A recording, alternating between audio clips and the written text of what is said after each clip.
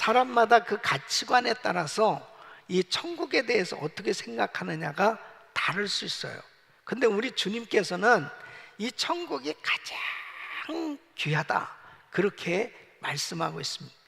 오늘 이 본문 말씀을 보면 우리 예수님께서 여러 가지 비유를 통해서 천국에 대해서 설명하고 계신데, 오늘은 밭에 감춘 이 보화, 그리고 값진 진주를 찾은 이 진주 장사의 비유를 하고 있습니다. 여러분, 가장 천국이 가치 있다, 귀하다 하고 발견한 사람은 참 행복한 사람이에요. 네?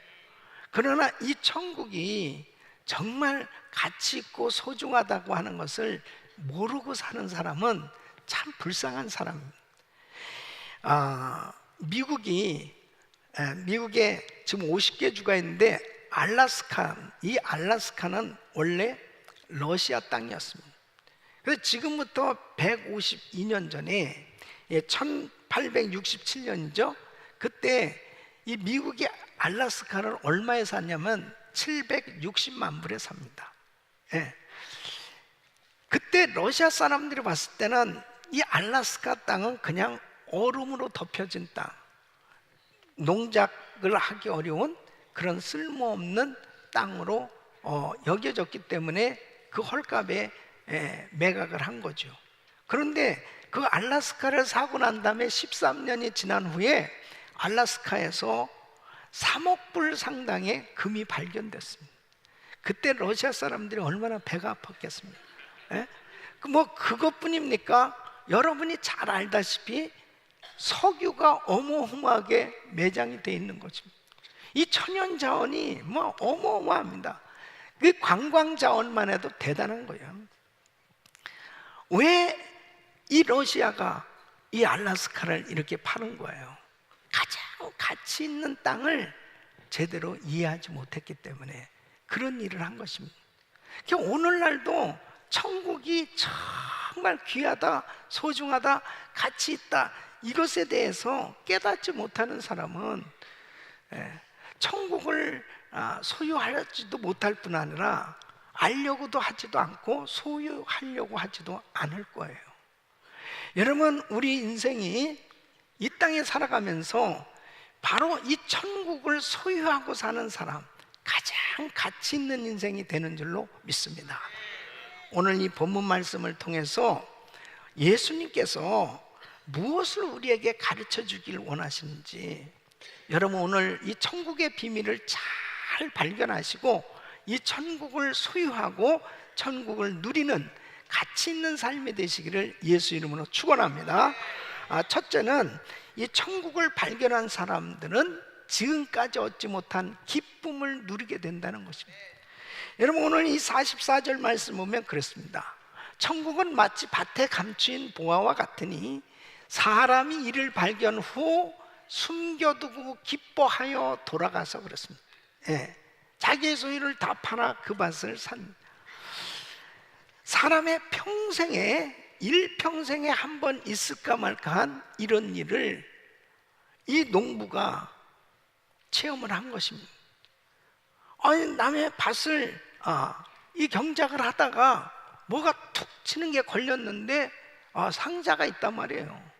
그래서 그것을 열어보니까 와, 이건 정말 상상할 수 없는 이런 금은 보화가 그 안에 가득히 있는 상자를 발견했다고 한번 생각해 보십시오. 야, 이거 어쩌다가 이런 걸 발견할 수 있어. 정말 이 마음에 기쁨이 아주 넘쳐나게 되는군요.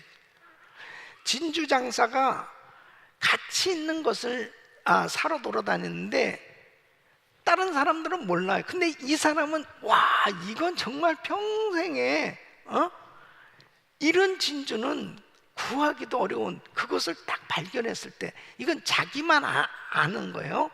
자기만 아는 그런 그 귀한 것을 발견한 사람은 그 마음의 기쁨이 충만하게 된다는 거죠. 여러분, 천국이 이와 같다는 거예요. 천국은 믿지 않는 사람들에게는 숨겨져 있는 것입니다. 숨겨진 비밀이에요. 선택받지 못한 사람들에게 있어서는 이 천국은 완전히 가려져 있어요. 그런데 저와 여러분들에게는 이 천국이 이렇게 열려져서 천국을 알고 천국을 경험할 수 있다는 것은 어마어마한 기쁨이요 축복인 줄로 믿습니다. 이 사실을 깨닫는 것은 이것은 놀라운 체험이에요. 저도 주님을 알지 못하고 살았습니다. 그때는 천국이 뭔지도 몰랐습니다. 아무리 천국에 대한 얘기를 해도 정말 만화 얘기 같았고 전혀 이해도 안 됐습니다. 근데 주님을 딱 만나고 이 천국을 소유하고 나니까 나타나는 현상이 뭐냐면 기쁨이 충만한 거예요. 기쁨이. 그냥 정신 나간 사람처럼 그렇게 괜히 그렇게 지금 사람을 봐도 좋고 그냥 삶을 모든 것들을 봐도 그렇게 좋아요. 여러분은 어떻습니까? 인상 쓸 거 없잖아요. 정말 천국이 좋습니까? 이거를 참 경험한 사람은 제가 무슨 말을 하는지 알 거예요. 그러니까 사도 바울이 빌립보 감옥에 갇혀 있어요. 그러니까 성도들이 막 그 감옥에 갇혀 있는 그 사도 바울을 생각하니까 막 걱정이 되고 안타깝잖아요. 근데 그 걱정하고 있는 빌립보 성도들을 향해서 빌립보서 4장 4절에 이렇게 오히려 바울이 더 성도들을 향해서 담대하게 이야기를 합니다. 주 안에서 항상 기뻐하라. 내가 다시 말하노니 기뻐하라. 자기 마음에 기쁨도 없는데 자기가 사도니까 나는 믿음이 참 좋은 사람이야. 그것을 보여주기 위해서 이 말을 했겠습니까? 바울의 그 심령에 기쁨이 넘쳐나는 줄로 믿습니다. 그러니까 바울과 실라가 복음을 전하다가 감옥에 갇혔잖아요. 그 매를 실컷 맞고 정말 힘든 그런 상황인데 한밤중에 그 죄수들이 다 듣는 가운데서 하나님을 찬양했다고 그랬습니다. 그 심령 속에 천국을 소유한 사람은 그 환경이 어렵고 힘들고 이런 거 상관없어요. 영적인 즐거움은 그 어떤 환경도 막을 수가 없어요. 그 심령이 넘쳐나는 줄로 믿습니다. 우리 사랑하는 성도님들의 그 심령 속에 이 천국이 보배다. 예수님이 보배야. 이것을 바로 확실하게 체험하시고 그 심령에 기쁨이 넘쳐나는 삶이 되시길 예수 이름으로 축원합니다. 교회를 아무리 오랫동안 다녀도 예수님이 보배라는 사실을 잘 모르고 천국이 이 보배라는 이 사실을 이 진리를 깨닫지 못한다면 그거보다 더한 불쌍한 일은 없어요. 정말 예수님이 가장 귀하시다. 예수님이 가장 보배다. 예수님이 가장 소중한 분이다. 어느 때 아멘 하겠어요? 예수님이 가장 보배시다. 예수님이 가장 소중하시다. 이 사실을 깨달은 사람은 기쁨이 충만하게 된 거죠. 골로새서 2장 3절에는 그 안에는 지혜와 지식과 모든 보화가 감추어 있느니라. 누구 안에요? 예수님 안에. 그 안에 지혜와 지식과 모든 보화가 감춰져 있는데 이 사실을 깨달은 사람은 예수님 만난 그 감격이 얼마나 그 심령에 넘쳐나겠어요. 예? 그래서 사도 바울은 에베소서 1장 17절로 19절에 이렇게 기도를 합니다. 우리 주 예수 그리스도의 하나님 영광의 아버지께서 지혜와 계시의 정신을 너에게 주사 하나님을 알게 하시고 너희 마음 눈을 밝히사 그의 부르심의 소망이 무엇이며 성도 안에서 그 기업의 영광의 풍성이 무엇이며 그 힘의 강력으로 역사하심을 따라 믿는 우리에게 베푸신 능력의 지극히 크심이 어떤 것을 너희로 알게 하시기를 구하노라. 여러분 이 진리를 발견할 수 있기를 바랍니다. 예수 안에 이 놀라운 감추인 보화를 발견한 사람은 그 심령의 기쁨이 충만한 거죠. 이 구원의 즐거움, 이 천국을 소유한 그 심령의 기쁨이 넘쳐나는 이 삶이 될 수 있기를 예수 이름으로 축원합니다. 두 번째는 천국을 발견한 사람들은 그들의 가치관이 바뀌게 된다는 것입니다. 여러분 44절 보면, 자, 천국은 마치 밭에 감춘 보화 같으니 사람이 이를 발견한 후 숨겨두고 기뻐하여 어떻게 합니까? 돌아가서 자기의 소유를 다 팔아 그 밭을 샀느니라. 그럼 46절에도 보시면 극히 값진 진주 하나를 만남에 가서 자기의 소유를 다 팔아 그 진주를 샀느니라. 그러니까 이 보배를 발견한 이 두 사람의 공통점이 뭡니까? 다 팔았어. 그 값진 것을 샀다는 것입니다. 왜요? 그 가치를 알기 때문에. 여러분, 이 천국을 발견한 사람은 가치관의 변화가 일어납니다. 이 세상을 살아가면서 이 세상의 것이 너무나 귀하게 느껴졌잖아요. 세상의 것이 너무 좋았잖아요. 세상에 정말 사랑하는 것이 많고 좋은 게 많고 갖고 싶은 것도 많고 막 세상에 너무너무 가치 있는 것들로 막 가득 찼다고 생각한 거예요. 그래서 세상 것을 얻어보려고 온통 노력하며 사는데, 진짜 천국을 딱 발견하는 그 순간에 천국이 이 세상에 어떤 거하고 비교할 수 없는 어마어마한 가치 있는 그 소중한 그 천국을 깨닫고 나니까 다른 것들이 어떻게 되냐면 시시하게 느껴지기 시작합니다. 이 세상에서 가장 가치 있는 것이 무엇인가? 그 가장 가치 있는 것도 천국을 발견한 사람에게는 정말 보잘것없는 것으로 여겨지게 되는 거예요. 그러니까 가치관이 완전히 바뀌어지는 거예요. 요한일서 2장 15절로 17절 보면, 이 세상이나 세상에 있는 것들을 사랑치 말. 누구든지 세상을 사랑하면 아버지의 사랑이 그 속에 있지 아니하니. 이는 세상에 있는 모든 것이 육신의 정욕과 안목의 정욕과 이생의 자랑이니 다 아버지께로 쫓아오는 것이 아니요 세상으로 쫓아오는 것이라. 이 세상도 그 정욕도 지나가되 오직 하나님의 뜻을 행하는 이는 영원히 거하느니라. 세상의 것과 비교해서 보니까 천국은 너무나 가치 있는데 영원하고 변하지 않더라 이거예요. 이 놀라운 세계를 발견한 사람, 가치관이 달라지기 시작합니다. 뭐가 진짜 소중하고 뭐가 진짜 귀하고 뭐가 정말 축복인 줄을 알게 되는 것입니다. 자, 그러면 천국이 왜 그렇게 소중할까요? 왜 그렇게 귀할까요? 첫째는 인간이 자신의 힘으로는 얻을 수 없는 것이기 때문입니다. 여러분, 모든 인간은 죄인이에요. 죄의 삭은 사망입니다. 자신의 죄 때문에 인간은 다 지옥 가게 된 것입니다. 근데 이 죄 문제를 어떻게 해결할 수 있어요? 인간의 힘으로 해결할 수 없습니다.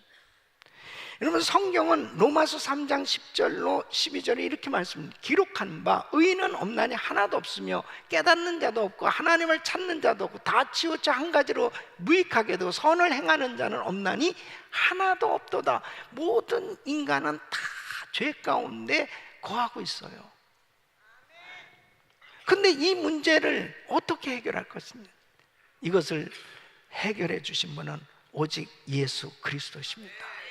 하나님께서 예수님을 이 땅에 보내셔서 예수님이 십자가를 지심으로 인간의 이 문제를 해결해 주셨어요. 그래서 이 천국은 그리스도의 희생으로 얻어진 것입니다. 우리 주님께서 자신을 내어주심으로 인해서 이 놀라운 천국을 소유하게 된 거지, 인간의 어떤 노력이나 인간의 힘으로 이 천국을 소유할 길이 없는 것입니다. 이 천국을 소유했다는 것은 우리 주님의 큰 사랑을 경험한 줄로 믿습니다. 귀하신 주님의 희생으로 얻어진 구원이기 때문에 이 천국은 가장 가치 있고 소중한 것입니다. 또한 이 천국은 보물로 만들어진 것입니다. 천국에 대해서 사도 요한은 성령님의 인도하심을 받아서 이제 그 천국을 보게 되었습니다. 계시록 21장 10절로 11절 보면 성령으로 나를 데리고 크고 높은 산으로 올라가 하나님께로부터 하늘에서 내려오는 거룩한 성 예루살렘을 보이니 하나님의 영광이 있음에 그 성의 빛이 지극히 귀한 보석 같고 벽옥과 수정같이 맑더라. 여러분, 천국은 보석, 정말 아름다운 것들로 꾸며진 줄로 믿습니다. 그 세계는 그냥 이론이 아닙니다. 실제로 존재하고 있는 거예요. 그래서 사도 바울은 이렇게 고백하고 있습니다. 고린도후서 5장 1절에 보면 만일 땅에 있는 우리 장막집이 무너지면, 이건 뭐예요? 결국 죽으면 하나님께서 지으신 집, 곧 손으로 지은 것이 아니요 하늘에 있는 영원한 집이 우리에게 있는 줄 아나니. 여러분, 천국이 분명히 있는 줄 믿습니다. 예? 근데 그 천국은 너무나 아름다운 것이에요. 천국을 소유한 사람이 가장 가치 있는 인생이 되는 겁니다. 그래서 천국을 발견한 사람들은 자기의 소유를 다 팔아서 천국을 산다는 거예요. 44절 46절 보세요.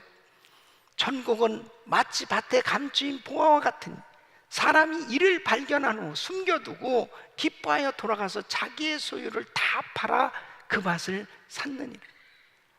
극히 값진 진주 하나를 만남에 가서 자기의 소유를 다 팔아 그 진주를 샀느니라. 공통점이 뭐냐? 샀다는 거예요. 근데 그것을 어떻게 소유하게 됐느냐? 자기의 모든 소유를 다 팔았다는 거예요. 어떤 희생이 치러진다 하더라도, 어떤 수고가, 어떤 노력이, 어떤 고생이 있다 하더라도 이것만큼은 꼭 소유해야 되겠다는 생각을 딱 갖게 된다는 거예요.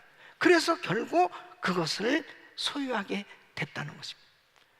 여러분, 그렇습니다. 예수님이 가장 귀하다면 그 예수님을 안 만날 사람이 누가 있겠어요? 예수 안에 지혜와 지식과 모든 보화가 감춰져 있다는 이 사실을 확실히 안다면 예수님을 만나려고 노력하지 않겠습니까? 주님의 그 은혜를 받으려고 노력하지 않겠습니까?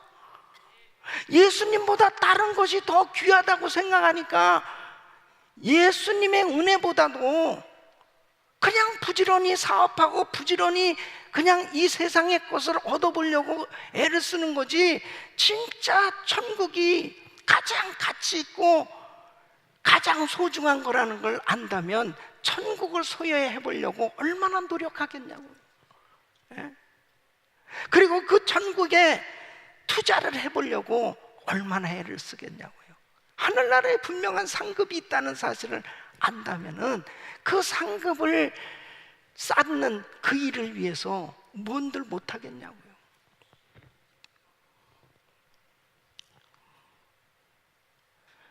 제가 이번에 이스라엘에 가서 이제 TD를 마치고 우리 센터에서 우리 선교사님들하고 같이 잠을 자면서 그 선교지에서 온 형제 자매들이 있어요. 이 젊은 사람들입니다. 이제 20대예요. 그 가라간다 해서 그 이스라엘까지 올라면 비행기표 값이 꽤 되거든요. 근데 그 어떻게 여기 이렇게 매년 오냐고. 계속 돈을 모으는 거예요. 1년 동안 돈을 모은 거야. 그래가지고 그걸로 비행기표를 사가지고 와서 봉사를 하는 거예요. 근데 아니 이 얼굴이 그냥 해같이 빛나요. 그리고 또 이 젊은 부부는 또 3개월을 거기 와서 그 우리 지금 이스라엘 그 교회가 아직 찬양팀이 제대로 갖춰져 있지 않은 그 아이들을 다 이 악기를 가르쳐 가지고 찬양팀을 쫙 만들어 놓은 거예요. 뭐가 진짜 가치 있고 귀중한 일이라는 것을 다 발견했. 하나님의 일을 한다는 게 이렇게 행복한 거라는 거예요. 하나님의 일을 할 수 있다는 게 이렇게 행복하다는 거예요. 그들의 그 섬기는 그 모습을 보면서 얼마나 마음이 그냥 흐뭇한지. 뭐 우리 성도님들도 마찬가지죠. 뭐 단기 선교들 여유가 있어서 갑니까? 다들 이민생활 바쁘잖아요. 그런데 천국을 발견하게 되면 그렇게 하나님의 나라를 위해서 투자하고 사는 것이 너무 행복한 거예요. 여러분, 우리 인생이 정말 주를 위해서, 복음을 위해서 살 수 있다는 것은 이 천국을 발견했을 때 가능한 일입니다. 그래서 마가복음 10장 29절로 30절에 보면 예수께서 그러세요. 내가 진실로 너에게 이르노니 나와 및 복음을 위하여 집이나 형제나 자매나 어미나 아비나 자식이나 전토를 벌인 자는 금세에 있어 집과 형제와 자매와 모친과 자식과 전토를 100배나 받되 핍박을 겸하여 받고 내세 영생을 받지 못할 자가 없느니라. 복음을 위해서, 주를 위해서 자기의 소유를 귀하게 여기지 아니하고 아낌없이 드릴 수 있는 거, 이것은 진짜 지혜로운 삶의 투자란 사실을 믿으시기 바랍니다. 100배나 받고 이렇게 분명히 말씀하고 있어요. 이 땅에서는 그냥 고생하다가 끝날 수도 있어요. 그러나 저 영원한 천국에 가면 100배나 받게 되는 줄로 믿습니다.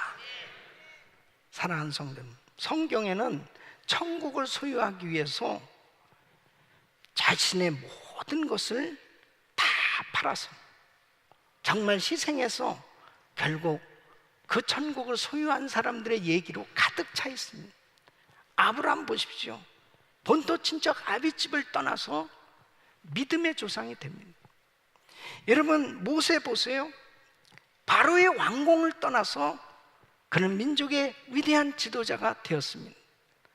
베드로는 배와 그물을 버려두고 예수님의 제자가 됩니다.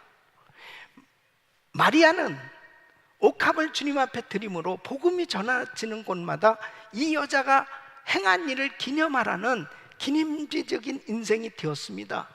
무엇이 공통적입니까? 천국이 귀하다는 것을 깨달으면 내 인생에 투자할 것이 분명히 보여진다는 거예요. 나의 삶을 어디에다 투자할 것이 분명히 보여지는 그 인생이 가장 보람된 가치 있는 인생을 만들게 되는 줄로 믿습니다.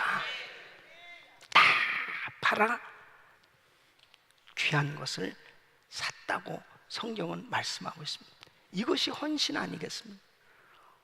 주님에게 헌신하고 바로 저 영원한 천국의 상급을 위해서 사는 그 삶이 된다는 것은 천국을 분명히 소유한 사람의 삶의 모습이에요. 우리 사랑하는 성도 여러분, 여러분은 무엇을 위해서 지금 부지런히 투자를 하고 계세요? 여러분의 물질도, 여러분의 시간도, 여러분의 귀한 달란트도 무엇에 그렇게 열심히 투자하고 계십니까? 천국을 발견한 사람은 다른 것에 투자할 수 없어요. 그 천국을 사기 위해서 부지런히 모든 것을 다 집중해서 그 천국을 소유하게 되는 줄로 믿습니다. 주 예수보다 더 귀한 것은 없네를 작곡한 이 조지 슈아라는 분이 있어요. 이분은 캐나다에서 목사님의 아들로 태어났습니다. 아버지가 목회하는 교회에서 찬양도 하고 워낙 목소리가 정말 아주 타고난 그런 좋은 목소리를 가지고 있습니다. 대학을 뉴욕에 가서 공부를 하게 됐는데 1920년대에 미국은 엄청난 경제 공황을 만나게 됩니다. 그때 대학을 다닐 수 없는 그런 형편이었습니다. 그가 NBC 라디오에 가라 모세라고 하는 곡으로 일약 많은 사람들의 그 호응을 받으면서 가수가 돼요. 한순간에 이제 경제적인 문제도 다 해결되고 마음껏 공부도 하고 할 수 있는 모든 것들이 다 열려지게 됐습니다. 그때 그 어머니가 한 편의 시를 만들어서 이 아들한테 보냅니다. 들떠있는 이 아들의 마음에 그 시를 쭉 읽는 가운데 하나님의 음성이 들려오는 거예요. 너를 위해 세상에 보낸 독생자 예수 이외에 어떠한 만족도 줄 수 없다. 예수보다 더 귀한 것은 없다 하는 그 하나님의 감동을 받고, 내가 세상 노래 해서는 안 되겠구나. 내가 받은 이 달란트 재능을 가지고 이제 하나님의 영광을 위해서 살아야 되겠다. 그렇게 헌신을 하게 됩니다. 그의 생애는 완전히 바뀌어졌습니다. 이제 찬양만 하며 사는 그런 삶이 되어졌을 때 1947년부터 빌리그레암 전도 집회 때 이제 이 조지 슈아는 주 예수보다 귀한 것은 없네, 이 찬양을 하면서 빌리그레암 목사님과 함께 전 세계를 돌면서 그의 나이가 정말 70이 훨씬 넘을 때까지 그렇게 찬양을 하면서 간증을 하면서 많은 영혼들을 주님 앞에 인도하는 그런 전도자가 된 줄로 믿습니다. 우리 인생이요, 주를 위해서 드려진 인생이 됐을 때 하나님께서 우리 인생을 복 주셔서 하나님께 영광이 되는 삶이 되도록 축복해 주신 줄로 믿습니다.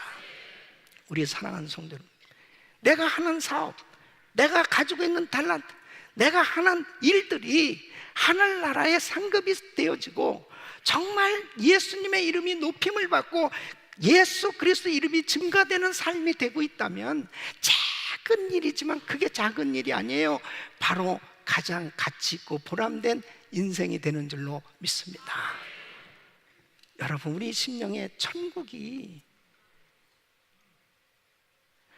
정말 소유되어지는 그런 인생은 천국에 투자하는 삶, 가장 가치 있고 보람된 인생이 되는 줄 믿으시고, 우리 모두가 이 땅에 허탄한 것에 마음을 두고 마음이 빼앗겨서 예수 외에, 천국 외에 다른 어떤 것에 분주하게 허구한 날을 그렇게 보내봐야 나중에 지나놓고 나서 nothing, 너무너무 허탈할 수밖에 없는 그런 인생이 되어지기 전에 천국이 가장 귀한 것임을 알고 천국에 투자하는, 주님의 이름을 가장 높여드리는 복된 삶이 되시기를 예수 이름으로 축원합니다.